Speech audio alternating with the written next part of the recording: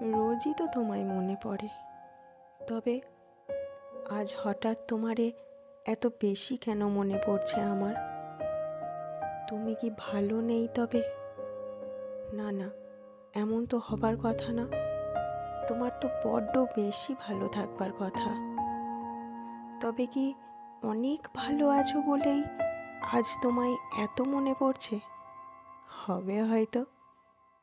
আচ্ছা, মনে পড়া পর্যন্তই তো সীমাবদ্ধ থাকা উচিত ছিল, কিন্তু তা না হয়ে চোখজোড়া কেমন অশান্ত হচ্ছে।